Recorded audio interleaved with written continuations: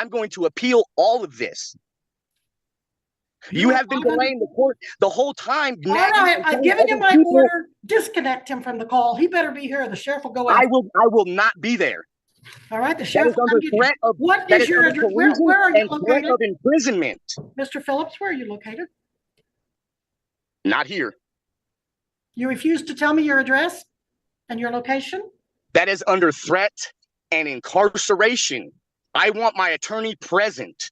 What company do you work for? It is none of your business. You will be informed through my attorney. My attorney, yes. I need you to state your name for me. So you refuse to tell me where you're located. You refuse to tell me that is under threat, ma'am. That is under threat over a speeding ticket when you kept arguing with other people. I've been on this call patiently waiting at work. Patiently waiting. When I called because I got a reminder this morning out of town, and I was trying to reschedule this anymore. Missy, disconnect. I was trying to reschedule it. This hearing involved. Hey guys, welcome back to our channel. Most traffic hearings end with a warning, a fine, or another court date. But this one took a very different turn. What started as a routine traffic case gradually became a hearing focused on courtroom conduct, repeated disagreements with the judge, and the consequences of refusing to follow the court's instructions. Let's take a closer look at how the hearing unfolded. State of Kansas versus William Wayne Phillips with Jared Regier for the state.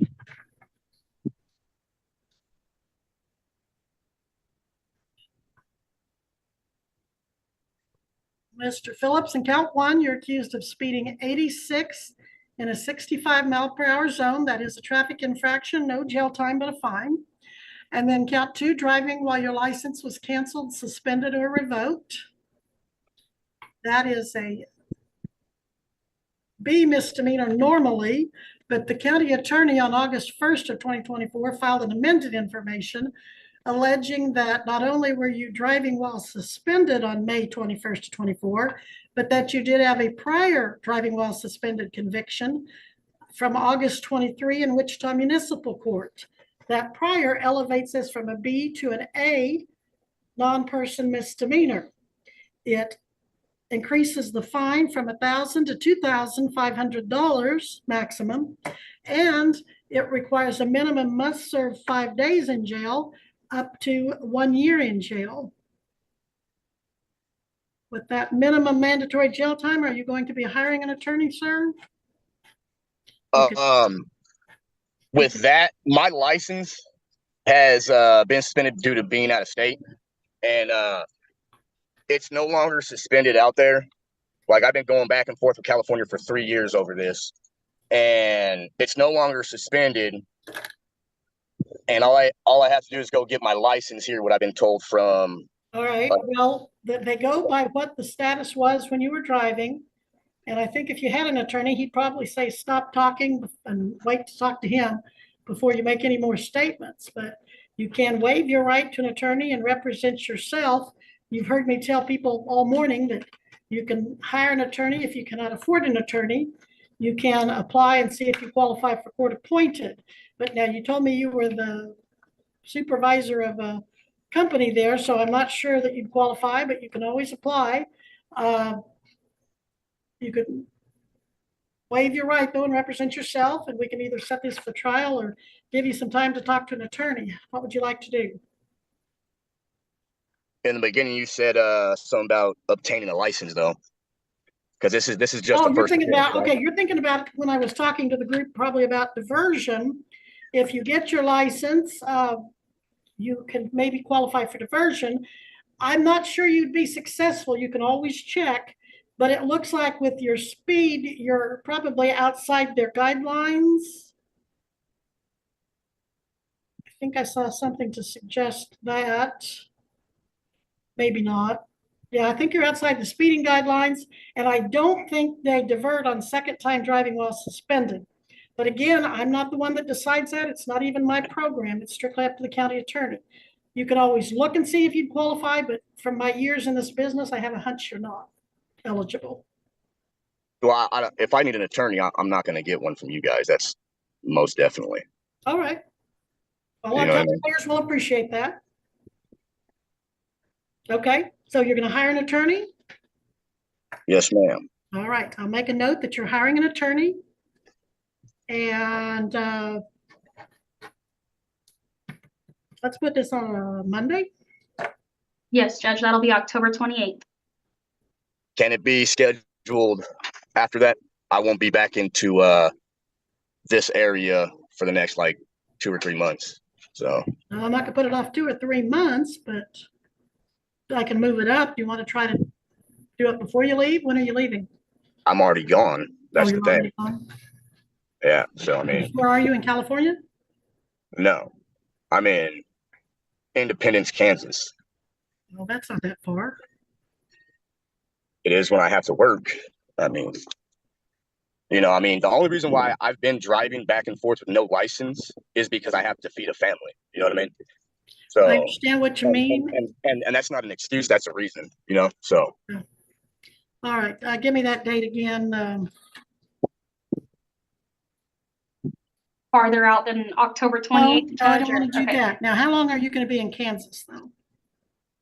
how long am I going to be in Kansas? Right. Are you leaving state for any reason with your work?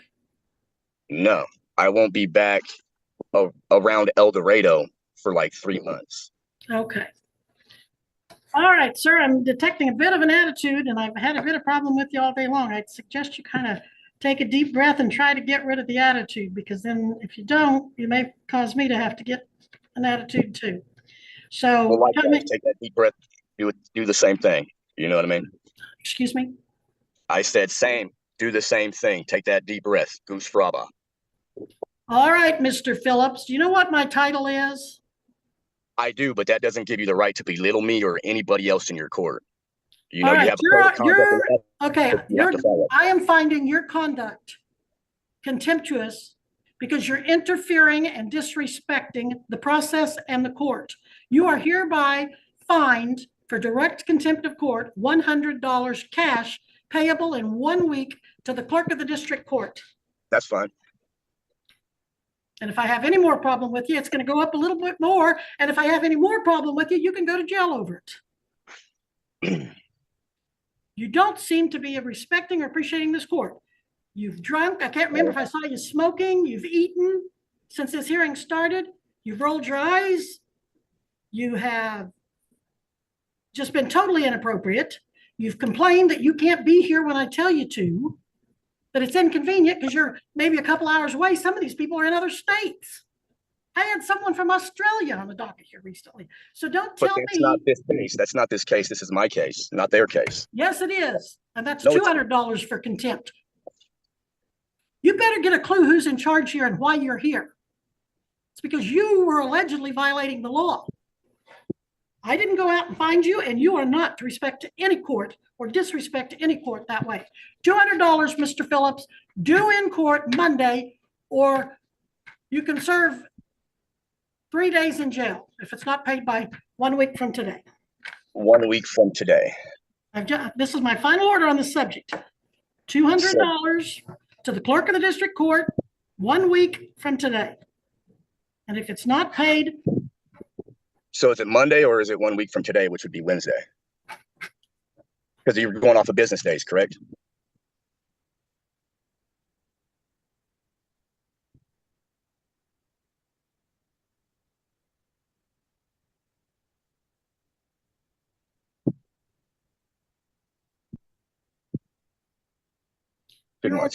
You're ordered to be in court, in the courthouse.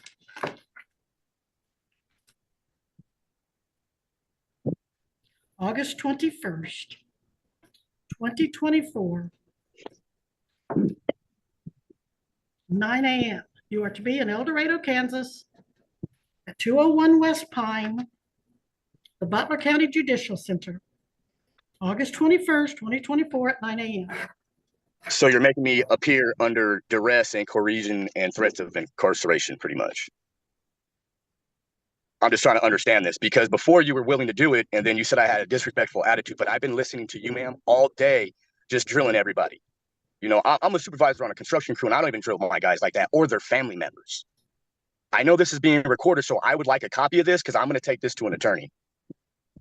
You are to be here in person at the Butler County Judicial Center, 201 West Pine, El Dorado, Kansas, 9 a.m., August 21, 2024.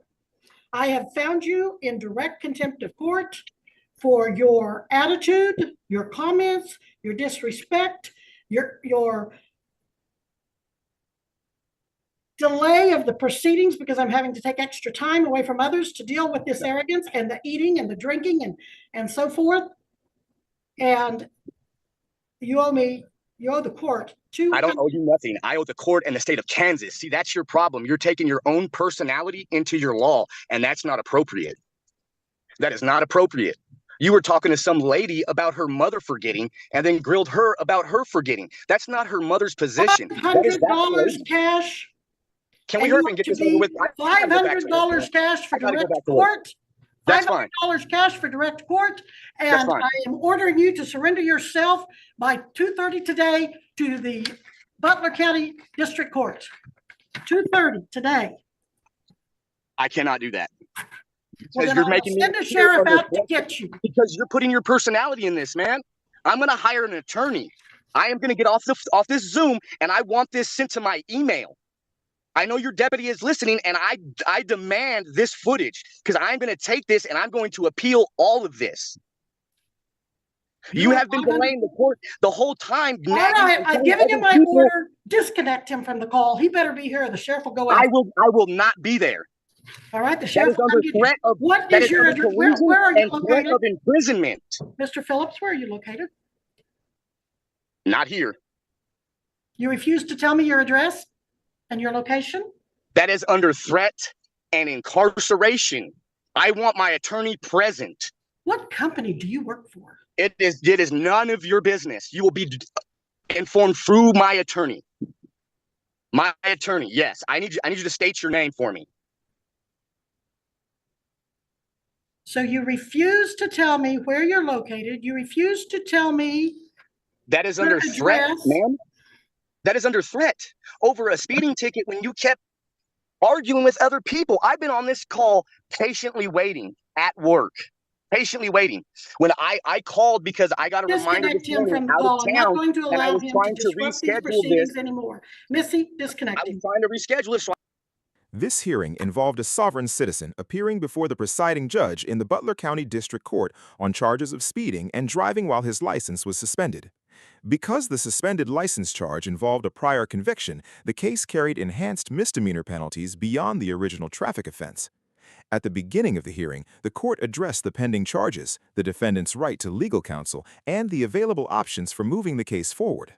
The sovereign citizen explained that his license suspension stemmed from an out-of-state issue and stated that he intended to retain a private attorney rather than request court-appointed counsel. As the hearing progressed, the focus gradually shifted from the underlying traffic charges to the sovereign citizen's conduct in court. Rather than limiting the discussion to the legal issues before the court, he repeatedly interrupted the proceedings, challenged the judge's handling of the hearing, and continued speaking after receiving several warnings.